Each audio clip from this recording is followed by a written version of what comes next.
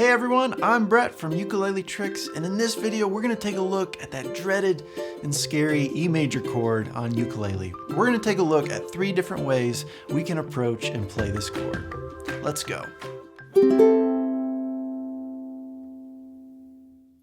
To play an E major chord in the first position, we're going to keep it simple at first.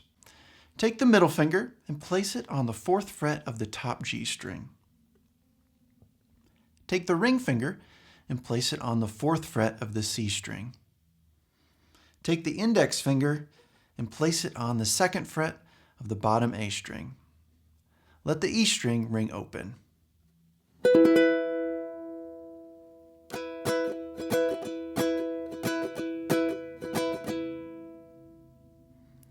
As you can hear, that E chord position has a nice open and full sound to it. However, I have one disclaimer about this position. It's probably the easiest E position to play, but it doesn't have all the notes in an E major chord. An E major chord has an E note, a G sharp note, and a B note.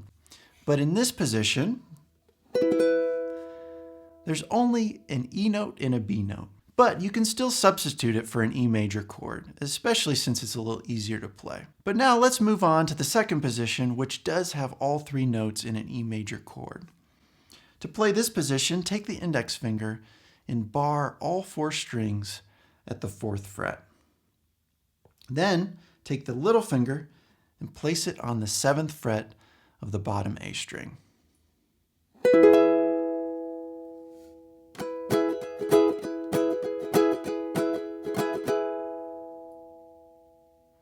Now, if you're following along and looking at this bar chord, you might be thinking, oh my gosh, I can never play this. Don't worry, in the description I have a link to a video on how to play bar chords. So go and watch that real quick and then come back and we'll pick back up. So the third and final position of the E major chord is probably considered the most traditional version of the E major chord on ukulele. And it's probably the scariest one. It's the one that throws everyone off. So let's take a look at it and break it down, and I'll show you a couple different ways you can approach this.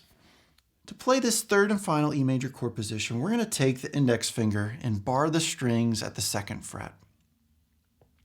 Then we're going to take our ring finger and we're going to bar the top 3 strings at the 4th fret. But we're going to let that bottom A string ring on the 2nd fret that we're barring with our index finger. So it's going to sound like this.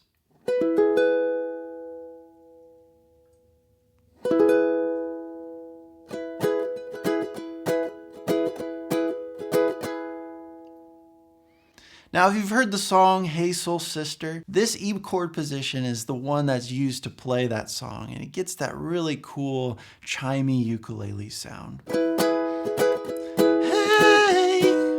hey. But if you're anything like me, this is a really difficult chord position to play. And for some of you, you might see this and think, my fingers will never bend that way to get clearance on that bottom A string, and this is quite normal. So one option might be to play the same position but with a different finger position. So what we can do is we can take our middle finger and place it on the 4th fret of the top G string, ring finger on the 4th fret of the C string, and little finger on the 4th fret of the E string.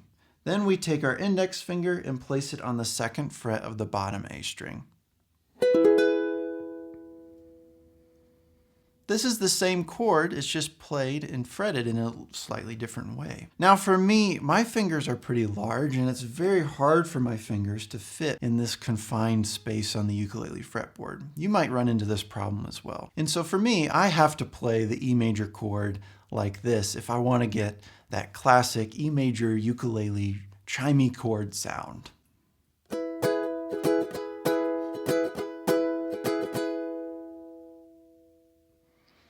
Okay, so I just gave you 3 different ways to play an E major chord on the ukulele. The first way was like this. The second way was like this. And the third and final way was like this. Okay, if this chord is really hard for you to play, be sure to hit that like button. I gotta be honest, guys, this is the hardest ukulele chord that you might ever play. And if it takes some time to learn, it's okay. It's gonna take time for your fingers to get used to these positions. And if you're using that traditional E major chord position where you're bending the ring finger back, it might take your ring finger some time to stretch out and loosen up. So give it some time, give it some practice. And if you have any questions about the E major chord, be sure to leave a comment below this video. Thanks for watching, and I'll see you next time.